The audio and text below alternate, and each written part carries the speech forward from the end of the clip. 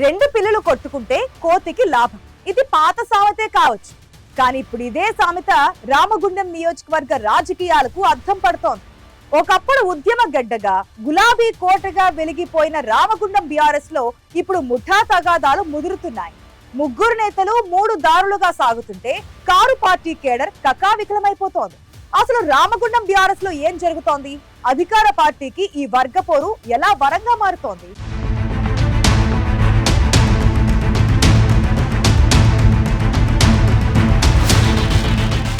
తెలంగాణ ఉద్యమ సమయంలో చురుకైన పాత్ర పోషించి జైలుకు కూడా వెళ్లిన నాయకుడు కోరుకంటి చందర్ 2018లో స్వతంత్ర అభ్యర్థిగా ఫార్వర్డ్ బ్లాక్ నుంచి గెలిచి ఆ తర్వాత కేసీఆర్ పిలుపుతో బీఆర్ఎస్లో చేరిన కోరుకంటి రామగుండం రూపురేఖలు మార్చడంలో కీలక పాత్ర పోషించారు.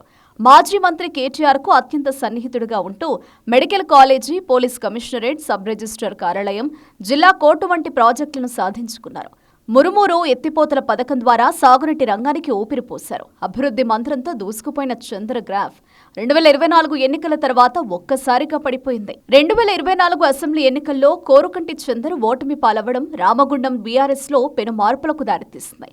ప్రస్తుతం ఆయన జిల్లా అధ్యక్షుడిగా ఉన్న పార్టీని సమన్వయం చేయడంలో విఫలమవుతున్నారనే విమర్శలు వ్యక్తమవుతున్నాయి. ముఖ్యంగా ఆయన మెతక వైఖరి విపక్షంగా దూకుడుగా ఉండాల్సిన సమయంలో పార్టీకి శాపంగా మారిందని కార్యకర్తలు వాపోతున్నారు. అధికార కాంగ్రెస్ పార్టీని ఎమ్మెల్యే రాజ్ ఠాకూర్ నిర్ణయాలను గట్టిగా ప్రశ్నించడంలో చంద్ర వెనకబడుతున్నారని టాక్ వినిపిస్తోంది. కోరుకంటి చంద్ర క్యాడర్ను కాపాడుకుంటూనే తన వర్గమే అసలైన బీఆర్ఎస్ అని నిరూపించుకునే ప్రయత్నం చేస్తున్నారు. ఆయన స్థానాన్ని భర్తీ చేసేందుకు రామగుండంలో మరో ఇద్దరు పోటీ పడుతున్నారు. కార్మిక నాయకుడిగా పట్టున్న కౌశిక్ హరి ఎన్నికల్లో స్వల్ప తేడాతో ఓడిపోయినా పట్టు వదలకుండా ప్రజల్లో ఉంటున్నారు. సమస్యలపై తక్షణమే స్పందిస్తూ వచ్చే ఎన్నికల్లో తానే అభ్యర్థినని ధీమా వ్యక్తం చేస్తున్నారు. మరోవైపు ఎన్ఆర్ఐ వ్యాల్య హరీష్ రెడ్డి ప్రజలకు సేవ చేయాలని తపనతో విదేశాల నుంచి రాజకీయాల్లోకి వచ్చారు.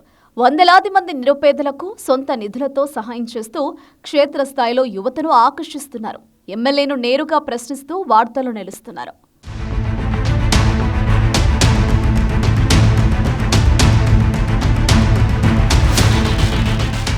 నాయకులు ముగ్గురు, కానీ పార్టీ ఒక్కటే. అయితే ఇక్కడే అసలు చిక్కు వచ్చి పడింది. ఒక నేత ప్రోగ్రాం పెడితే మరో నేత మద్దతుదారులు రావడం లేదు.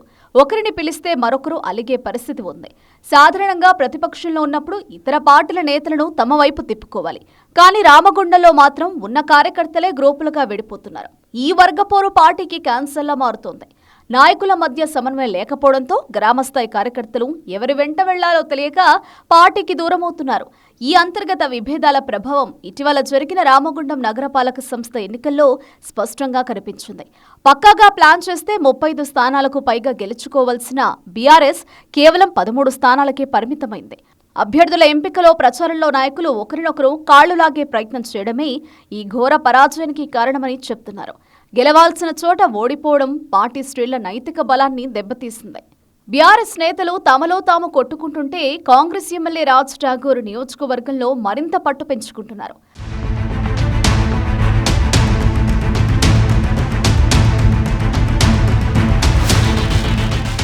ప్రతిపక్షం ఐక్యంగా లేకపోవడం కాంగ్రెస్ ఎమ్మెల్యేకు ప్లస్ పాయింట్గా మారింది. ప్రభుత్వ వైఫల్యాలను బీఆర్ఎస్ ప్రజలోకి తీసుకెళ్లడంలో వర్గపోరు ఆటంకంగా మారుతోంది. రామగుండం అభివృద్ధిలో భాగంగా ఇళ్ల కూల్చివేతల అంశం రాష్ట్ర వ్యాప్తంగా సంచలనంగా మారింది. ఒకవైపు ఎమ్మెల్యేపై అందరూ విమర్శలు చేస్తుంటే, బీజేపీ ఉద్యమాలు చేస్తుంటే బీఆర్ఎస్ శ్రేణులు మాత్రం ఎవరికి వారే అన్నట్లు ధర్నా నిర్వహించాయి. వర్గపోరును పక్కన పెట్టి కూల్చివేతలకు వ్యతిరేకంగా కలిసికట్టుగా ఫైట్ చేసి ఉంటే కార్పొరేషన్లో కారు పార్టీకి ఇంకా ఎక్కువ సీట్లు వచ్చుండేవనేది రామగుండంలో ఓపెన్ టాక్. ఇది బీఆర్ఎస్ చేతులారా చేసుకున్న తప్పిదమేనని అంటున్నారు. రామగుండం బీఆర్ఎస్ లో గందరగోళ పరిస్థితులను ఇప్పటికే పలువురు స్థానిక నాయకులు, మాజీ మంత్రి కొప్పుల ఈశ్వర్ దృష్టికి తీసుకెళ్లారు. పార్టీ అధినాయకత్వం త్వరగా స్పందించి నియోజకవర్గ, మండల స్థాయి కమిటీల్లో భారీ మార్పులు చేయకపోతే రామగుండంలో గులాబీ జెండా రెపరెపలాడడం కష్టమేనని కార్యకర్తలు హెచ్చరిస్తున్నారు. మరి హైకమాండ్ రామగుండంలో ముగ్గురు నేతలను ఒకే తాటిపైకి తెస్తుందా, లేక కొత్త నాయకత్వాన్ని ప్రోత్సహిస్తుందా? రామగుండం బీఆర్ఎస్ లో ఇంటి పోరుకు ఫుల్ స్టాప్ పడేదెప్పుడో చూడాలి.